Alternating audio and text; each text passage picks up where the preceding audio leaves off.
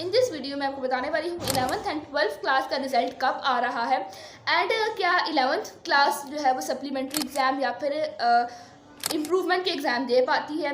And second year में हमारे पास जो 40 डेज़ का चांस होता है उसमें हमने एडमिशन कैसे भिजवाना है सब कुछ इस वीडियो में मैं आपके साथ शेयर करने वाली हूँ। और अगर फर्स्ट ईयर वालों का जो है वो इम्प्रूवमेंट देना चाहते हो तो वो कैसे अपना एडमिशन भिजवाएँ एंड रिज़ल्ट कब आ रहा है, किस डेट को आ रहा है, सो सब कुछ मैं आपके साथ शेयर करने वाली स्टार्ट से एंड तक, तो वीडियो को लाजमी देखना।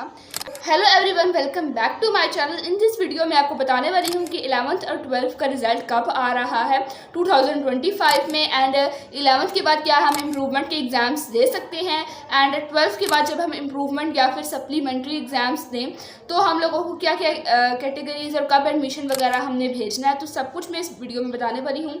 एंड एक मुझे क्वेश्चन आया था कि जब हम लोगों का रिज़ल्ट अच्छा ना आए तो पेरेंट्स की डांट से कैसे बचा जा सके। तो यार सच्ची बात है, आप लोगों का पूरा साल अगर आप लोगों ने हार्ड वर्क नहीं किया तो आपको लास्ट में रिज़ल्ट तो दिखेगा बुरा।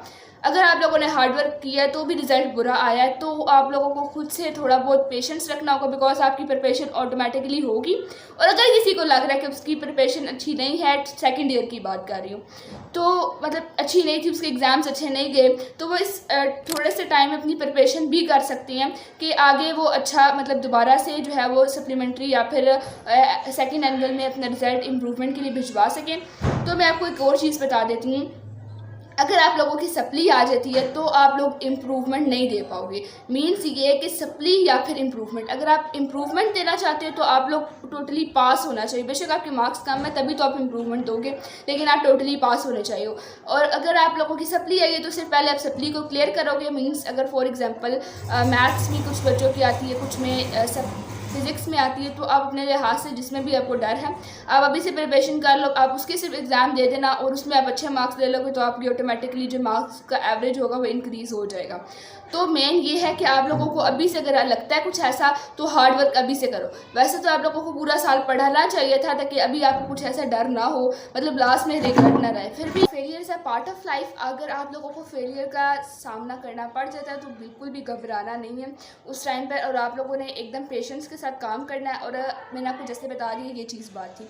और अगर पेरेंट्स का आप सेकंड चांस मांगो, बोलो मैं इस बार अच्छा करूँगा, तो दे देते हैं, बिकॉज उनका एक ही रीज़न होता है, थोड़ी बहुत डांट डपट होगी तो वो अगर आपने हार्ड वर्क नहीं किया तो आपको बर्दाश्त करनी पड़ेगी, बिकॉज पूरा साल था, उन्होंने इतना पैसा हम पे इन्वेस्ट किया, तो अब वो थोड़ा बहुत हमें डांटे भी ना, तो ये इस तरह से बात होती है।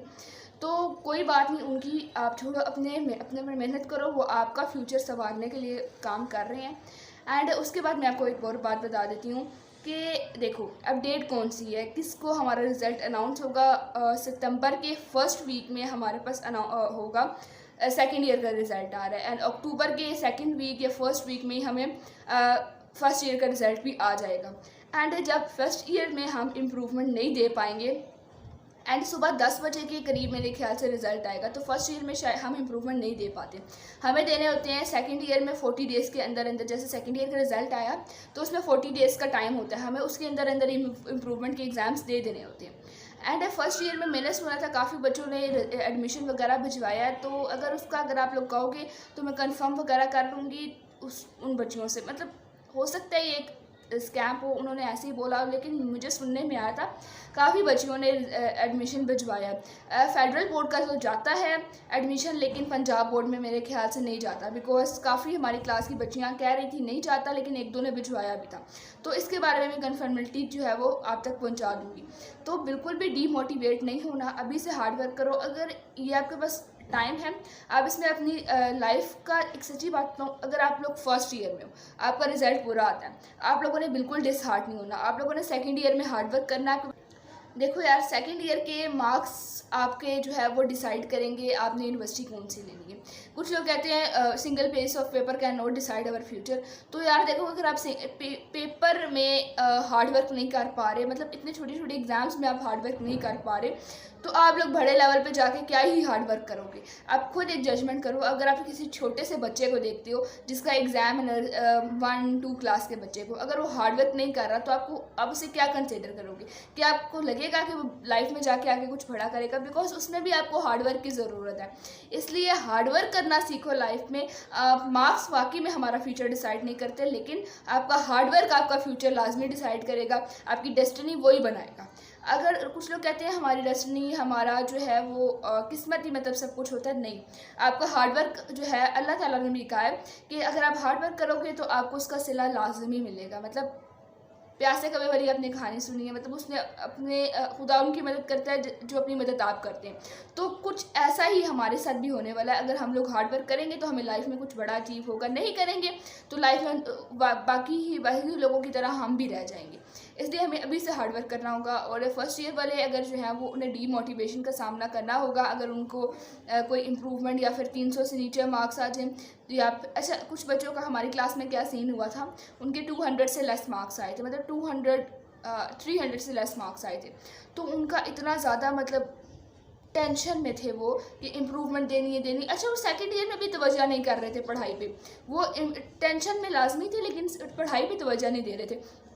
तो आप लोगों ने क्या करना है, जिन बच्चे जो टोटली पास हो जाएंगे तो वो सेकेंड ईयर में फुल अपना इनपुट दें तो आपको आउटपुट मिल जाएगा। एंड अगर आपने देने हुए फर्स्ट ईयर के एग्ज़ाम तो आप सेकंड ईयर पे भी तवज्जो दो, ठीक है।